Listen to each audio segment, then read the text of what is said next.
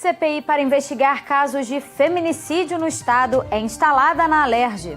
Comissão de Esportes vai debater a concessão do Maracanã. E FEComércio lança o projeto Rio em Números, com indicadores sociais do estado. O Jornal da Alerj está começando agora.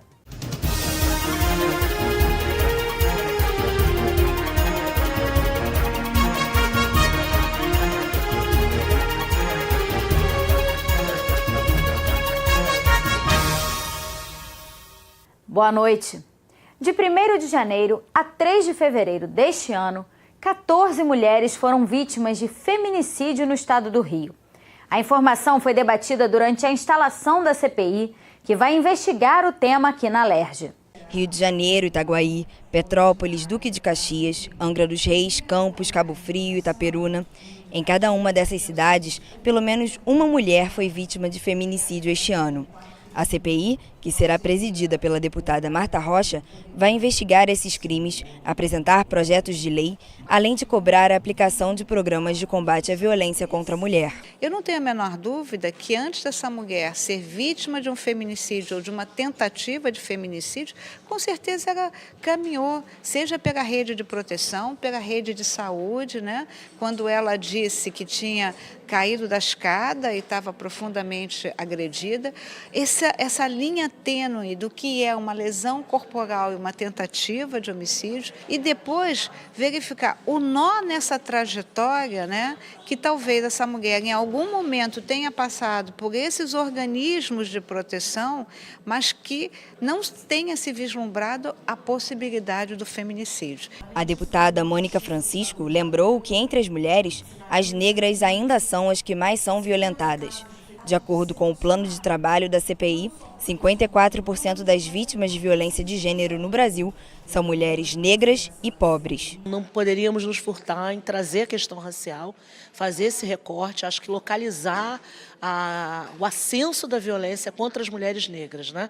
Ainda muito invisibilizado, ainda muito subnotificado, e as violências subsequentes, porque não é só a violência que ela sofre em casa ou, né, em algum lugar da cidade ou em trânsito, mas a violência que é subsequente, né? Desde a violência ao chegar no sistema de saúde, nas delegacias, a criminalização, a culpabilização, o descaso. O relatório da CPI pretende fazer um diagnóstico da violência contra as mulheres no estado e também desvendar caminhos para que o feminicídio deixe de ser uma realidade de tantas mulheres no Rio de Janeiro. Vai dar um norte, não só para o Poder Executivo, né, mas também para o Ministério Público, para o Poder Judiciário, de ações para que a gente possa combater essa violência tão grande e que tem aumentado, né, no estado do Rio de Janeiro contra as mulheres.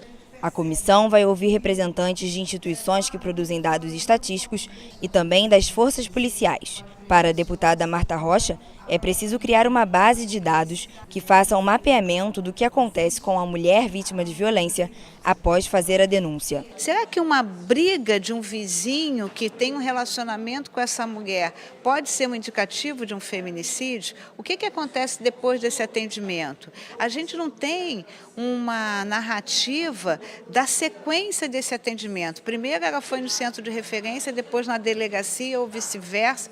Aí tem um processo penal, houve medida protetiva, não houve medida protetiva, esse autor desrespeitou, foi preso. Então a gente vê que a gente de alguma maneira tem um arcabouço legislativo bom, mas a gente não consegue ver a efetividade dessa legislação. Outra comissão instalada nesta quarta-feira foi a de Agricultura, Pecuária e Políticas Rural, Agrária e Pesqueira. O presidente será o deputado João Peixoto.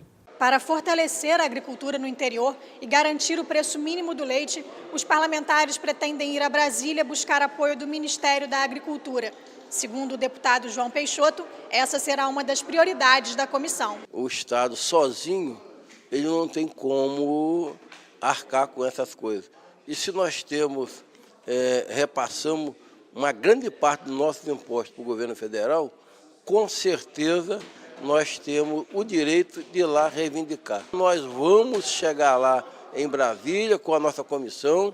Se for possível, vou ver se o nosso presidente, André Siciliano, vá junto com a gente, que é mais uma força para que nós possamos reivindicar. E com isso, com certeza, o Estado do Rio vai ser o primeiro estado a ter o preço mínimo para o leite. Durante a instalação da Comissão de Saúde, os parlamentares anunciaram que um dos focos do trabalho em 2019 será o fechamento das unidades hospitalares do Estado. A deputada Marta Rocha será a presidente da comissão. A parlamentar ressaltou que a saúde do Rio de Janeiro está doente e pede socorro.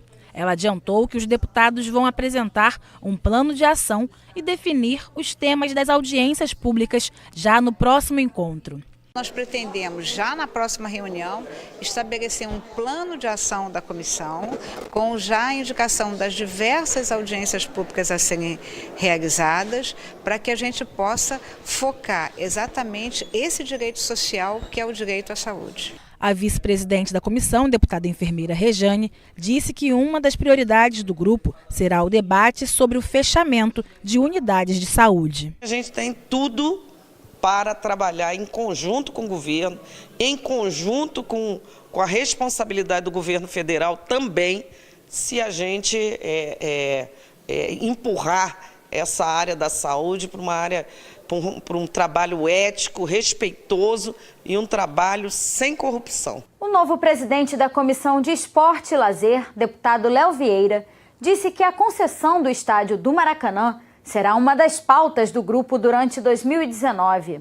Tentar reaver o Maracanã para o estado do Rio de Janeiro e também agora acompanhar os trabalhos também que, infelizmente, no que aconteceu com o Flamengo, essa tragédia que se abateu ao Flamengo, acompanhar para a gente poder também dar uma resposta através da Assembleia Legislativa e através da Comissão de Esporte, uma resposta à sociedade fluminense. A Comissão de Educação fez a primeira reunião ordinária nesta quarta-feira para definir as datas das duas primeiras audiências públicas do ano. No dia 13 de março, os deputados vão se reunir para discutir a crise de vagas na rede pública de ensino.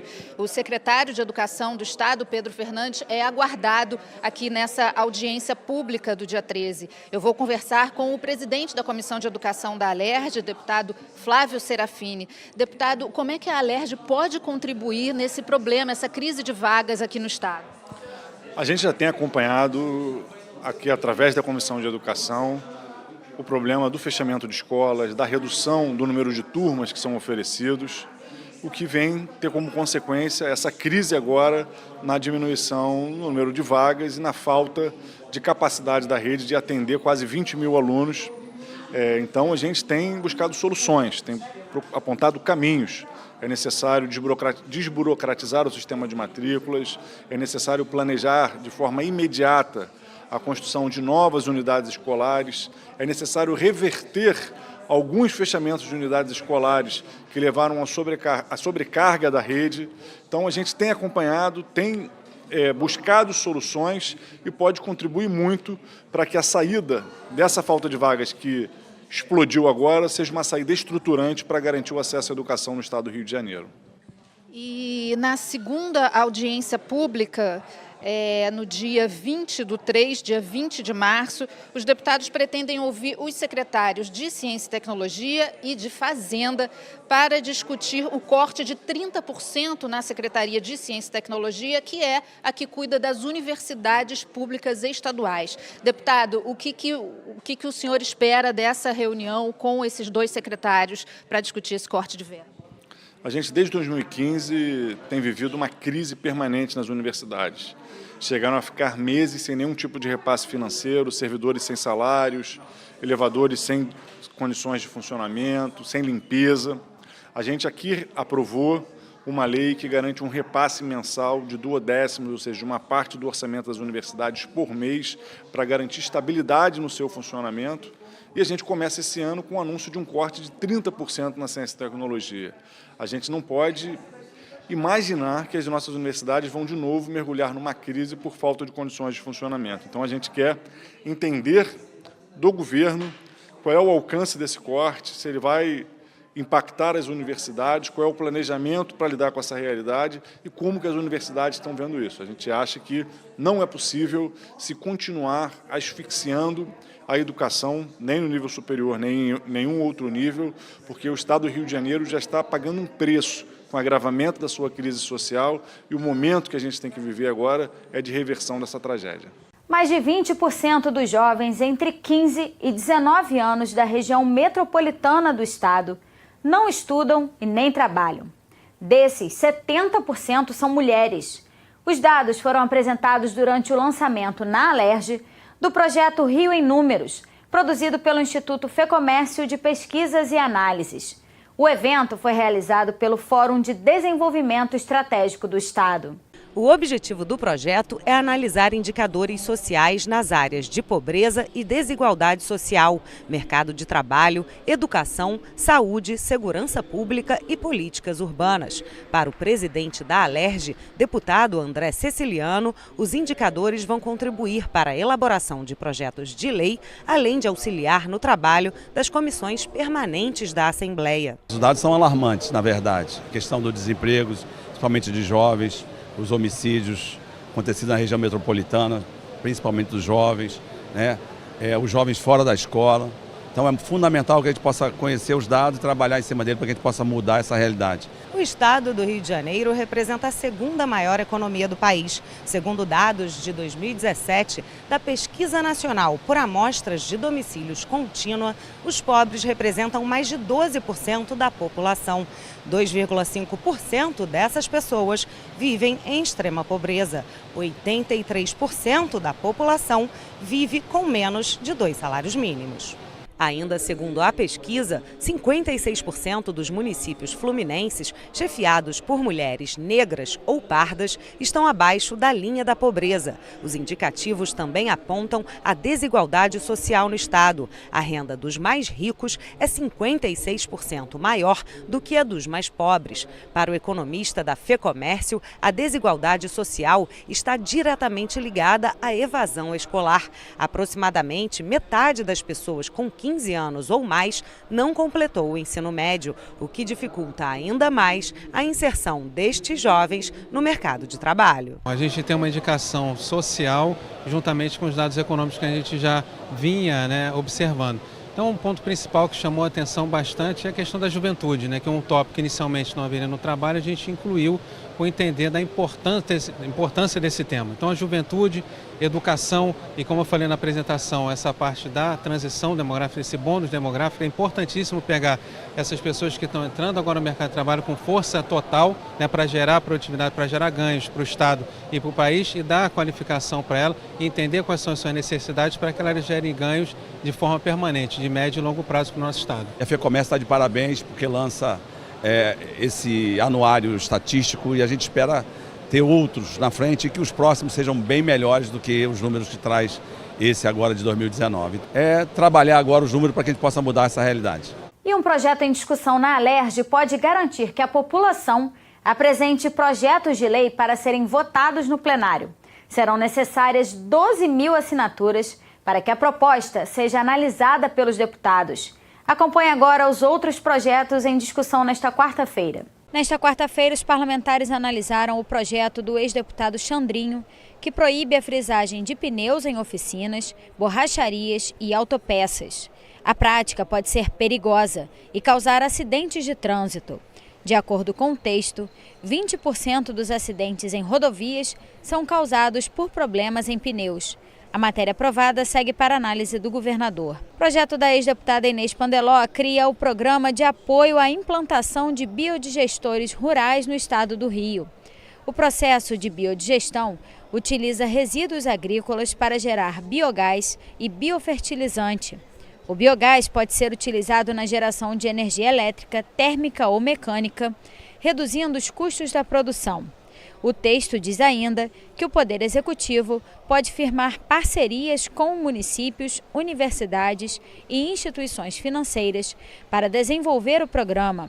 A proposta recebeu uma emenda e retornou às comissões. A lei que estabelece o peso máximo que pode ser transportado nas mochilas escolares pode ser alterada. O ex-deputado Paulo Ramos quer fixar o limite em 10% do peso corporal. A checagem do peso deve ser feita pela declaração do próprio estudante ou do responsável. O projeto foi aprovado em primeira discussão e precisa voltar à pauta para outra votação. Pacientes em tratamento de câncer que provoque esterilidade podem ter garantido o acesso a técnicas de reprodução assistida na rede pública de saúde do Estado. O governo poderá firmar parcerias ou contratar empresas que realizem o tratamento quando ele não estiver disponível nos hospitais públicos. A proposta do ex-deputado Vaguinho foi aprovada em primeira discussão. Outro projeto do ex-deputado Vaguinho, aprovado pelo plenário, é o que determina a impressão da data de validade no rótulo dos produtos cosméticos e de maquiagem produzidos ou comercializados no Rio de Janeiro. Já o deputado Márcio Pacheco quer implantar o método de tratamento da reeducação postural global, o RPG, na rede de saúde pública do Estado. O texto foi aprovado em primeira discussão e precisa voltar à pauta para votação. Primeiro, é um projeto que autoriza o Poder Executivo a proporcionar uma melhoria de qualidade de vida às pessoas na saúde pública do Estado. Dá um trabalho postural e revigora as pessoas, porque milhares de pessoas sofrem cotidianamente com problemas sérios na sua formação, na coluna ou mesmo nos membros inferiores, e dando a possibilidade de dar essa recuperação, vai melhorar inclusive não só a qualidade de vida, como demonstrar que as pessoas estão mais aptas para evitar o acesso à saúde pública. O governo pode ser autorizado a implantar o pronto-socorro para atendimento exclusivo para idosos. A unidade deve ser instalada em local estratégico e de fácil acesso, com no mínimo 14 leitos. Também deverão ser feitas adaptações como pisos antiderrapantes, colchões com estrutura mais grossa e receituários impressos em letras grandes. A matéria foi aprovada. O Rio de Janeiro pode ter um programa para tratamento e cicatrização de feridas crônicas, que são aquelas que reaparecem com frequência ou que tenham longa duração. Entre os objetivos do projeto estão garantir o fornecimento dos medicamentos necessários, encaminhar os pacientes para internação, fazer o diagnóstico e tratamento adequado. O texto do ex-deputado Átila Nunes recebeu 6 emendas e retornou às comissões. E o ex-deputado Bernardo Rossi quer criar um banco de próteses, cadeiras de rodas e aparelhos ortopédicos para atender a idosos e pessoas com deficiência. A proposta recebeu 3 emendas. Aprovada ainda a criação da Comissão Permanente de Defesa e Proteção dos Animais da Alerj. O pedido de alteração do regimento interno é da deputada Marta Rocha e dos ex-deputados Paulo Ramos, Carlos Osório, Ana Paula Rechuan, Milton Rangel e Fatinha. Eu quero aqui elogiar a deputada Daniele Guerreiro, o deputado Carlos Osório, que na legislatura passada foram os deputados que comandaram na casa esse tema através de uma comissão especial, e que bom que a gente possa ter também uma nova comissão para tratar dessa questão dos animais. Ainda esse ano, um mês atrás, nós estávamos aqui discutindo, a morte cruel de um cachorro num supermercado. Isso mostra que os homens o ser humano, melhor dizendo, tem muito que aprender com os animais, provavelmente. E passou pelo 2º dia da segunda discussão. O projeto de resolução do deputado Dionísio Lins, que proíbe o porte de arma dentro dos prédios da Alerj. O porte deve ser liberado apenas para integrantes do sistema de segurança da casa quando estiverem em serviço. No caso de parlamentar armado no plenário, caberá ao presidente, aos membros da mesa diretora ou ao corregedor a ordem para desarmá-lo. O projeto retorna à pauta nesta quinta-feira. A Alerj pode passar a receber sugestões de projetos de lei enviados pela população do Estado do Rio. As propostas que obtiverem apoio de pelo menos 0,1% do eleitorado fluminense, cerca de 12.400 pessoas, devem ser apresentadas pela Comissão de Normas Internas e Proposições Externas da Casa. O projeto do deputado André Siciliano e do ex-deputado Anderson Nogueira, que altera o regimento interno da Alerj, passou pelo 2º dia da primeira discussão. O que a gente quer fazer é dar voz, proporcionar a abertura da Assembleia para trazer para o Parlamento do Estado do Rio de Janeiro a possibilidade do cidadão via computador, via internet, via ao portal da Assembleia, também participar dos trabalhos aqui do plenário via Comissão de Normas Internas e Proposições Externas. Então, é um passo diferente, é uma coisa nova para o Estado do Rio de Janeiro, mas que já vem sendo feito no Congresso Nacional com sucesso na Câmara dos Deputados. Outro projeto de resolução discutido também altera o regimento da Alerj nos artigos que tratam da posse dos eleitos e a convocação dos suplentes. A mudança prevê a convocação em caso de afastamento por decisão judicial. Entre outras medidas, está prevista a suspensão do pagamento dos salários dos deputados afastados pela Justiça. Eles também não poderão fazer nomeações de funcionários para os gabinetes.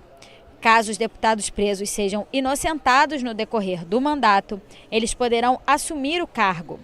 Em caso de condenação, o regimento já prevê a perda do mandato.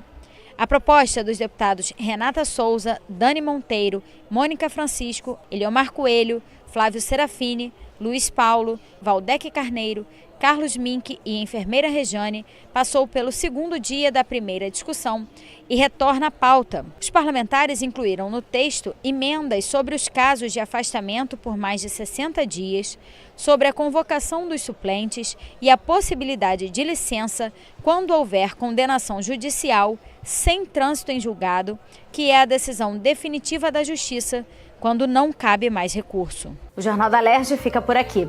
Você pode acompanhar a programação também em nosso site e pelas redes sociais. TV Alerj, o canal do povo fluminense. Uma boa noite para você e até a próxima.